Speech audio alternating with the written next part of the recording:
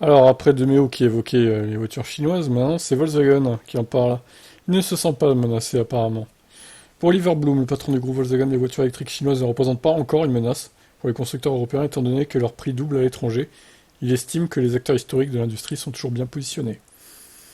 Ouais, mais alors est-ce que justement les prix doublent, mais est-ce ils peuvent pas faire baisser les prix comme ils veulent en fait? En fait, les prix doublent parce qu'ils se calent sur vous en fait, les gars. Mais si vous étiez moins cher, ils seraient aussi moins chers, hein. C'est ça le truc. Ils sont légèrement moins chers que les Européens, mais du coup, bah, ils ont plus de marge, à mon avis, hein. Selon lui, les Chinois ne sont pas en mesure d'offrir ce niveau de coût en Europe. Si les constructeurs chinois sont capables de fabriquer des voitures électriques à des coûts de production inférieurs de 20% par rapport aux Européens, il n'est pas si simple de pénétrer de nouveaux marchés. C'est ce qu'il a révélé. Bon. Pour vendre des voitures électriques sur le vieux continent, les constructeurs chinois doivent redoubler d'efforts et dépenser beaucoup d'argent, notamment pour adapter leurs véhicules aux réglementations européennes, mais aussi pour construire un réseau de vente conséquent. Pas simple quand on part de zéro. C'est pour cette raison que les prix des voitures chinoises actuellement vendues en Europe sont 2 fois plus élevés qu'en Chine pour le moment.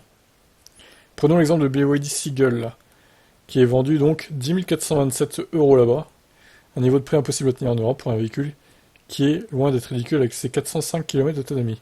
Autre exemple frappant avec la Xpeng P5, dont la version de base est annoncée à partir de 20 000 euros, pas mal pour une concurrente de la Model 3.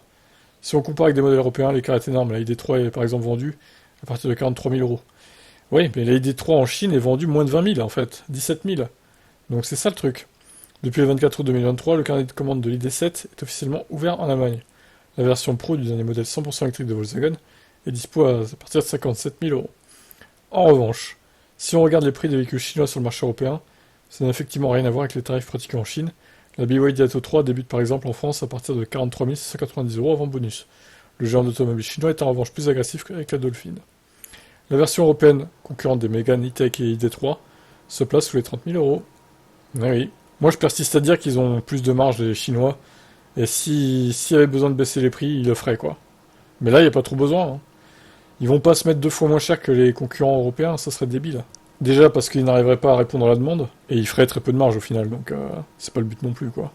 Pas de quoi inquiéter Oliver Bloom, qui considère que les constructeurs européens et les marques du groupe Volkswagen en premier lieu ont le savoir-faire automobile, le niveau de la qualité et l'héritage. Niveau de qualité et l'héritage. Le patron allemand rappelle néanmoins que son groupe travaille dur pour réduire les coûts de production, que c'est désormais une priorité pour pouvoir baisser le prix des véhicules électriques dans un avenir proche. Contrairement aux jeunes pousses chinois spécialisés sur l'électrique, le groupe Volkswagen peut s'appuyer sur les bénéfices générés grâce aux ventes des modèles thermiques, en moyen de financer la transition. Le constructeur européen peut monter progressivement en puissance en mobilité électrique, alors que les marques 100% électriques n'ont pas cette possibilité. Pour réduire le coût de fabrication de ces véhicules, Volkswagen compte notamment sur une cellule unifiée. De quoi gagner 50% sur les coûts de production des véhicules dans cette gamme. Selon Bloom, Volkswagen est en train de construire une batterie ayant une conception de cellule unique qui pourrait s'intégrer dans 80% des véhicules électriques du groupe d'ici 2030. Le constructeur allemand travaille avec Gotion pour développer cette batterie. Un fabricant chinois évidemment, l'usine dans laquelle les nouvelles batteries de Volkswagen sont fabriquées doit commencer à fonctionner avant la fin de l'année 2023. Une batterie avec une cellule unique? Non, alors attendez, parce que c'est mal formulé, hein. Est-ce que c'est une batterie qui a une seule cellule, ou est-ce que c'est une batterie qui a une conception de cellule qui est unique, c'est-à-dire inédite, quoi?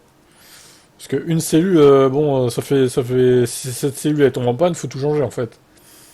Donc t'as toute l'autonomie ou zéro. Non, c'est pas possible que ce soit ça. Bon, bref, de toute façon, Volkswagen manque de lucidité, je dirais, hein. Il s'inquiète pas des constructeurs chinois, mais il devrait, je pense. Qu'est-ce que vous en pensez, vous?